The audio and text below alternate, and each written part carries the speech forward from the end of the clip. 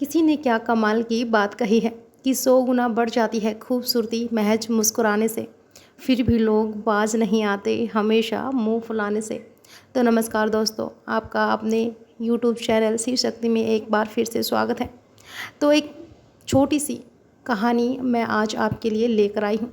ये कहानी सुमित जी की, जो कि एक बर्फ़ बनाने वाले कारखाने में काम करते थे और जिस फैक्ट्री में वे काम करते थे वहाँ पर बहुत सारे मज़दूर, बहुत सारे अधिकारी, कर्मचारी सब लोग जाते थे। और सुमित जी का एक रूटीन था कि जब ये अपने ऑफिस उस वर्कशॉप में जाते थे, फैक्ट्री में जाते थे, तो अंदर जाते हुए ये जो गार्ड साहब होते थे उनको राम राम कहते हुए जाते थे और बाहर निकलते हुए भी राम राम काका कहते हुए ही निकल जाते थे। हमेशा बड़ा खुश होकर के मुस्कुरा कर के ये उनसे बातें करते थे। एक दिन सुमित जी फैक्ट्री में जब शाम से निकलने का समय था तो इनको लगा कि एक बार फ्रीजर रूम में जा कर के देख आता हूँ क्या हालत है। ये तो फ्रीजर रूम में गए हुए थे और वहाँ पर इनको थोड़ा समय लग गया क्योंकि छुट्टियों का समय था, लोग जल्दी में थे और अपने घर जाने को तैयार थे। छुट्टियों का सीज़न शुरू होने वाला था, फटाफट लोग निकल रहे थे। किसी को लगा कि अंदर कोई नहीं है तो वे बाहर से दरवाज़ा लगा करके चले गए। उन्होंने फ्रीजर रूम को भी ताला लगा दिया था और सुमित जी थे वो अंदर ही थे, वो अटके हुए थे और अपने काम में सुमित जी को पता ही नहीं था कि कोई गेट लगा के चला गया है। जब वे काम फिनिश करके वापस आए तो दरवाजे की तरफ देखा तो बाहर से दरवाज़ा लगा हुआ था। तो सुमित जी ने खटखटाने लगे। अपनी पॉकेट देखी तो फ़ोन नहीं था क्योंकि फ़ोन डेस्क पर रखा हुआ था, वहीं छोड़ दिया था। अब सुमित जी को टेंशन हो गई कि अब क्या होगा, मैं तो फंस गया हूँ। सब लोग चले गए हैं तो वह दरवाजे में छोटा सा ग्लास बना हुआ था और उस ग्लास से बाहर की तरफ देखा कि कोई नहीं है, दिख ही नहीं रहा था कोई, सन्नाटा सा हो गया था। और फ्रीजर रूम में ठंड बढ़ती चली जा रही थी, टेंशन बढ़ती चली जा रही थी। तो सुमित जी ने सोचा कि अब तो जान जाने वाली है। वैसे भी छुट्टियों का सीजन शुरू हो रहा है, शायद ही कल कोई आए, अगर कोई आया भी तो पता नहीं कब आएगा, कब दरवाज़ा खोलेगा। मेरे पास तो फ़ोन भी नहीं है, मैं कैसे बुलाऊं किसी को मदद के लिए। अब दिमाग ख़राब हो गया। चारों तरफ बर्फ़ थी और ठंड बढ़ती चली जा रही थी। ठंड के कारण कोने में जा कर के दुबक करके सुमित जी बैठ गए और भगवान से प्रार्थना करने लगे कि हे प्रभु, मुझे बचा लो, मुझसे जो पाप हुए हैं उनके लिए मुझे क्षमा कर दो। मुझे पता नहीं मैंने क्या गलती कर दी है, मैं यहाँ पर आज फंस गया हूँ और बीवी बच्चों को संभालने वाला मैं ही हूँ, कोई और सहारा भी नहीं है। अगर मैं नहीं रहा तो उनका कोई भी नहीं होगा।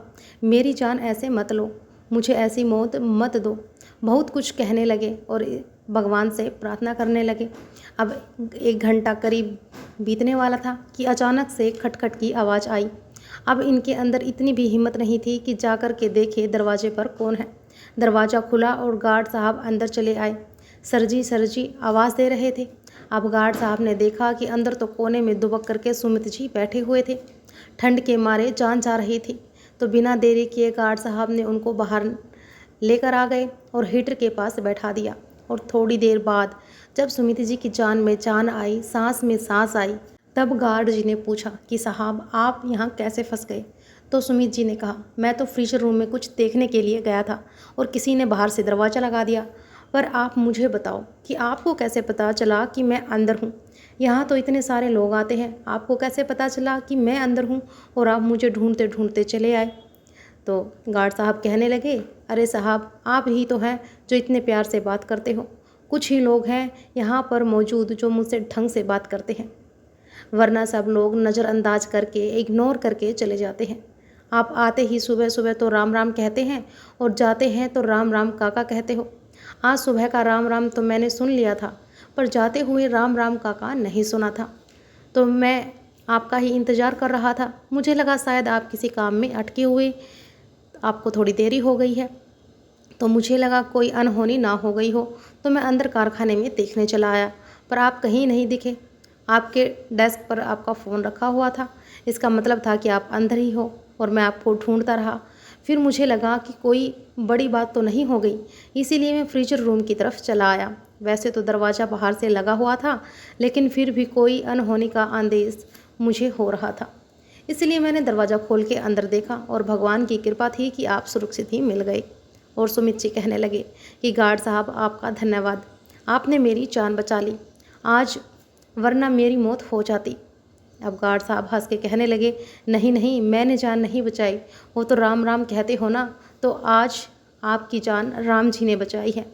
तो बहुत छोटी सी कहानी है जिसका सार यह कहता है कि नमस्कार करना, राम राम कहना, अभिवादन करना सबका बहुत इम्पोर्टेंट है। आपको नहीं पता कि कौन आदमी कब आपके काम आएगा। राम राम कर रहे हो, प्रभु का नाम ले रहे हो, तो प्रभु तो आपकी रक्षा कर ही लेंगे। अभिवादन करना, ग्रीटिंग जो है बहुत ही इम्पोर्टेंट है लाइफ में। हम में से कई लोगों को ऐसा लगता है कि वो मुझसे छोटा है, इससे बात करके मेरा क्या फ़ायदा होगा, इग्नोर करके आगे बढ़ जाते हैं। अपने आप को हम सुपीरियर समझते हैं। हम भूल जाते हैं कि सब लोग जो हैं एक जैसे ही हैं, हम सब उनकी संतान हैं। आपस में प्रेम रखिए, अपनों से नीचे वालों का भी ख्याल रखिए। तो आज आपको इस कहानी से क्या सीख मिली, हमें कमेंट बॉक्स में अवश्य बताइएगा और कमेंट बॉक्स में राम राम अवश्य लिखिएगा। जय श्री राम, राम राम।